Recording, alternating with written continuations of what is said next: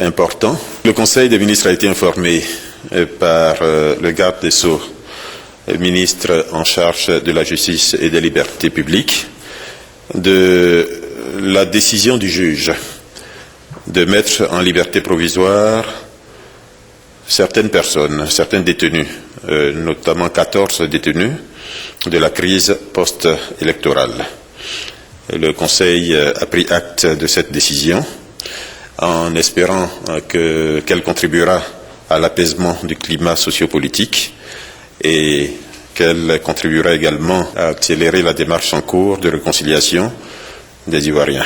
C'est peut-être le lieu à ce niveau d'insister sur le fait que notre pays doit sortir de la situation de belligérance dans laquelle les Ivoiriens se trouvent de fait depuis la crise post-électorale.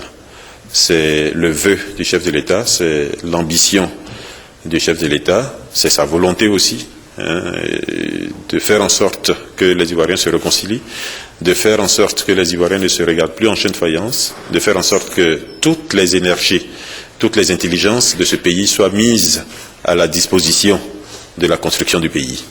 Donc cette décision qui est prise par les juges est la bienvenue en ce qui concerne le gouvernement. Nous revenons donc maintenant à l'ordre du jour de ce Conseil des ministres qui a traité en premier point au titre du ministère du pétrole et de l'énergie un projet de loi portant code de l'électricité.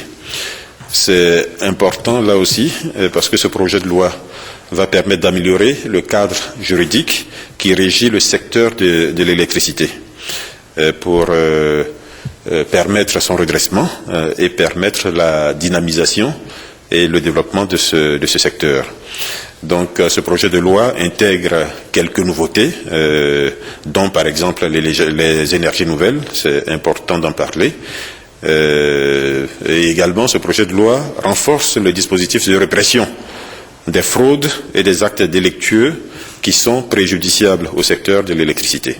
Ici, on évoque en particulier le vol de l'électricité qui n'était pas correctement pris en compte ou en charge par les lois précédentes. Ce projet de loi institue également un organe de régulation du secteur, c'est un organe indépendant qui est doté des pouvoirs nécessaires à l'accomplissement donc de sa mission de régulation du secteur de l'électricité.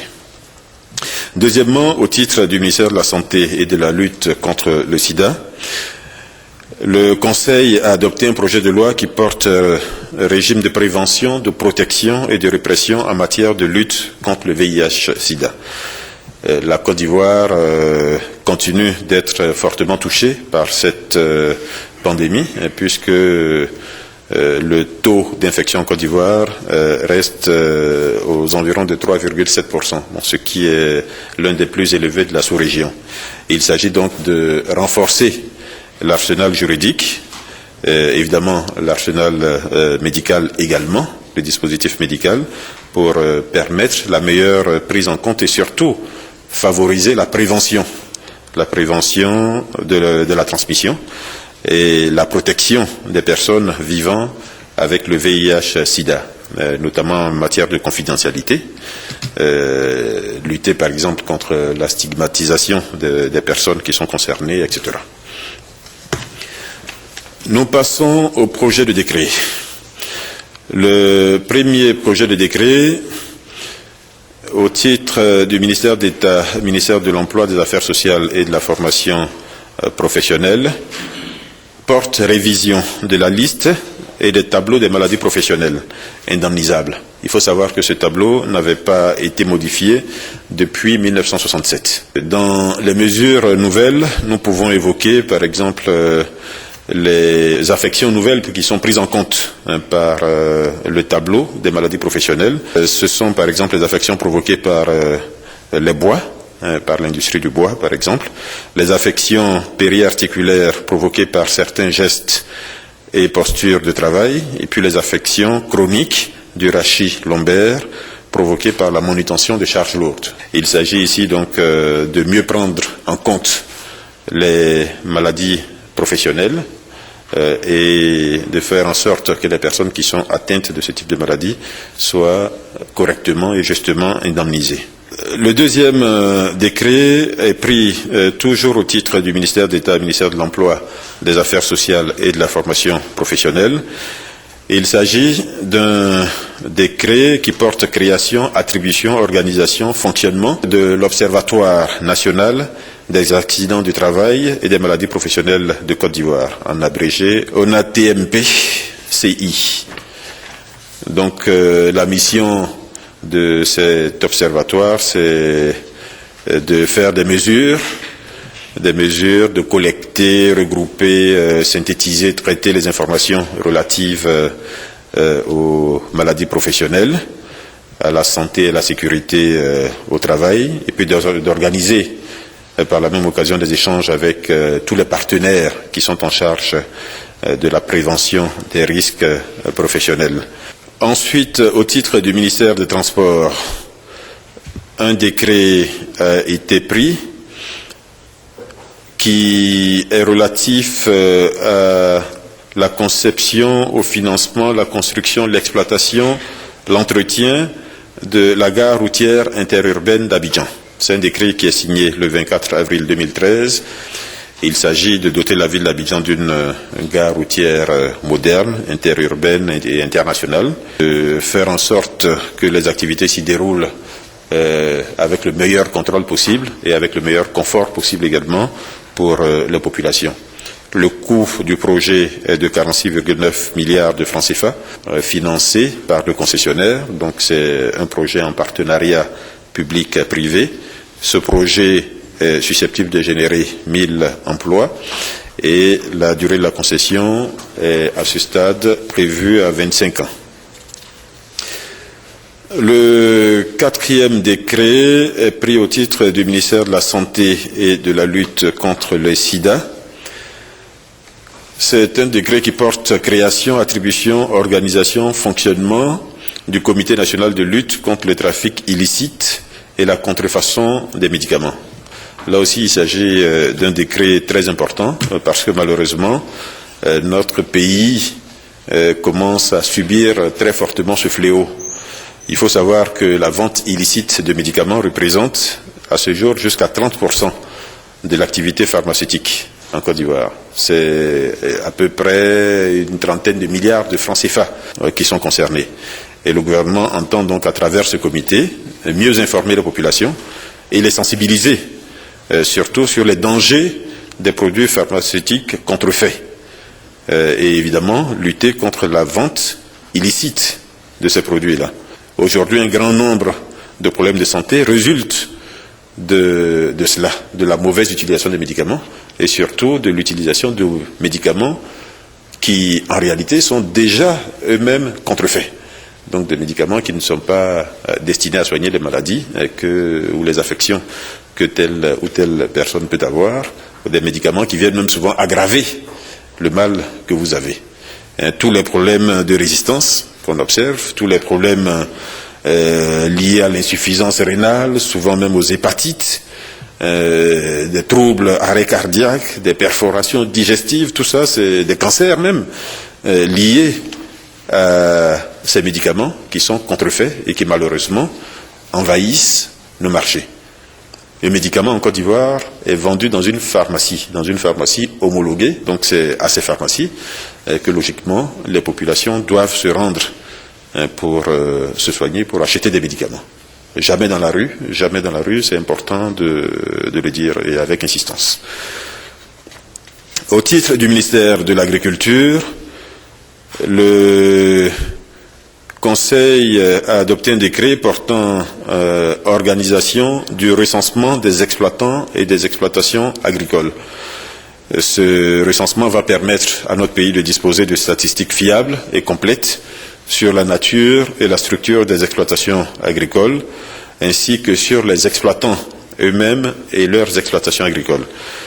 Il s'agit ici de renforcer donc notre dispositif statistique qui permet de mieux gérer l'avenir, de mieux gérer les prévisions d'évolution. Cela va permettre également de mieux encadrer les paysans, les spéculations agricoles que ces paysans exercent.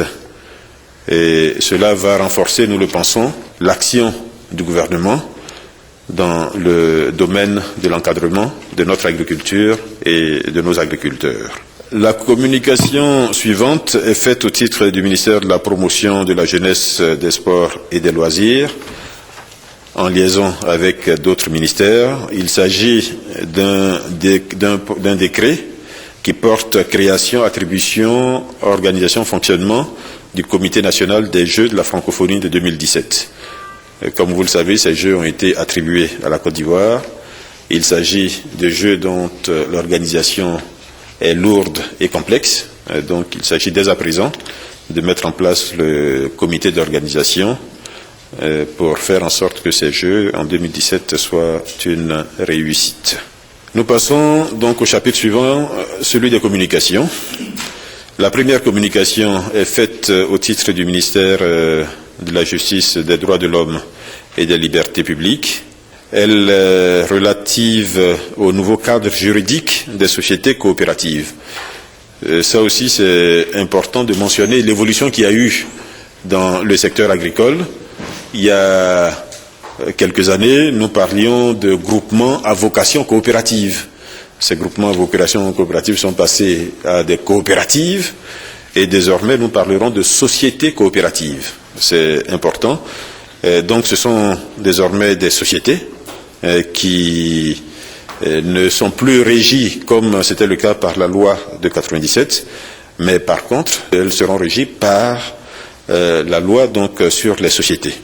Ces coopératives seront enregistrées comme les sociétés commerciales au greffe des tribunaux et cela, nous le pensons, va permettre un meilleur contrôle également dans le secteur agricole. La deuxième communication est faite au titre du ministère de l'Environnement, de la Salubrité urbaine. Il s'agit d'une communication relative à la candidature de la Côte d'Ivoire pour l'hébergement du Centre régional de coordination d'urgence de lutte contre la pollution marine. C'est un centre qui va concerner un grand nombre de pays africains, je crois 22 pays, partant de la Mauritanie jusqu'en Afrique du Sud. C'est important parce que c'est un centre qui va bénéficier d'équipements de contrôle et de lutte, et également c'est un centre qui va bénéficier de moyens de communication.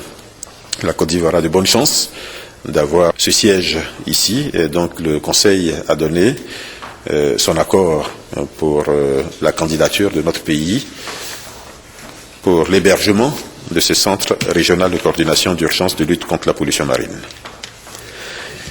La communication suivante est faite au titre du ministère de la Santé et de la lutte contre le sida.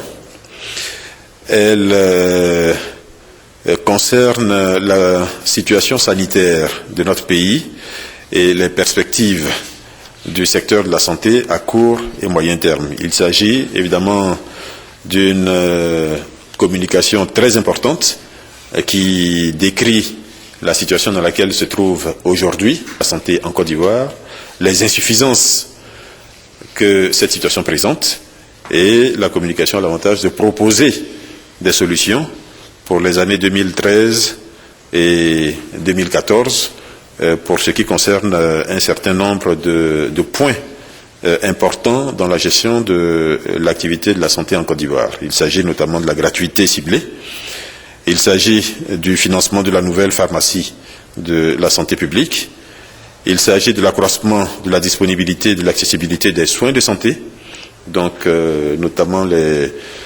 dispensaires, les centres de santé ruraux, etc. Il s'agit de la maintenance du patrimoine, ce qui a malheureusement souvent fait défaut. Il s'agit du renforcement des capacités de distribution des médicaments et des vaccins. Il s'agit de la lutte contre les maladies prioritaires, paludisme, VIH-Sida, nous en avons parlé tout à l'heure. Il s'agit des mesures urgentes de survie néonatale, etc. Donc c'est un plan qui est important, qui est lourd, dont le coût est élevé, 375 milliards de francs CFA pour 2013-2014. Mais comme vous le savez, 2013 a été décrété année de la santé en Côte d'Ivoire.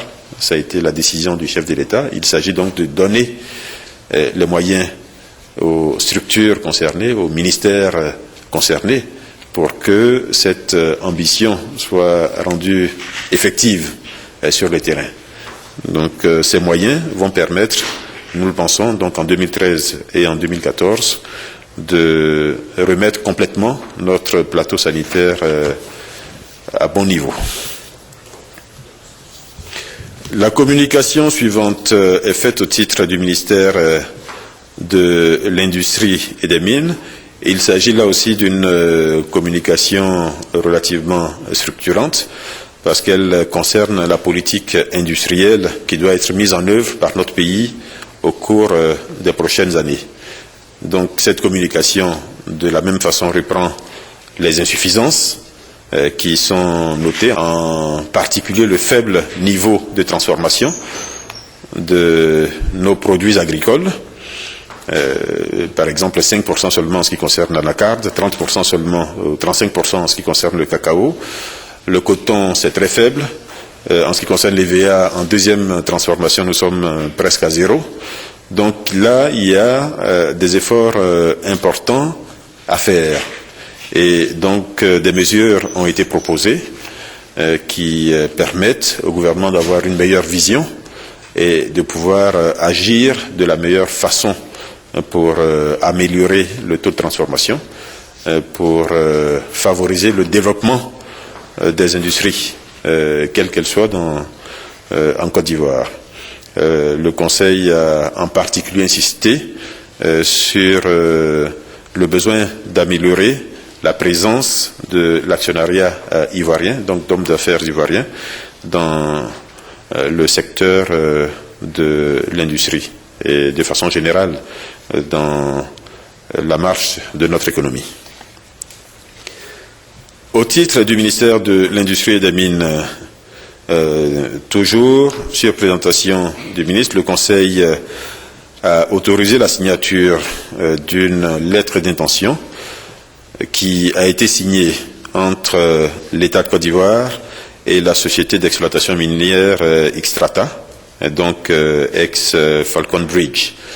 Il s'agit d'un litige ancien. L'État et la société en question sont convenus aujourd'hui de créer une structure d'exploitation nouvelle qui comprend l'État de Côte d'Ivoire à hauteur de 10%, la Sodemi à hauteur de 5% et donc la société Xstrata à hauteur de 85%.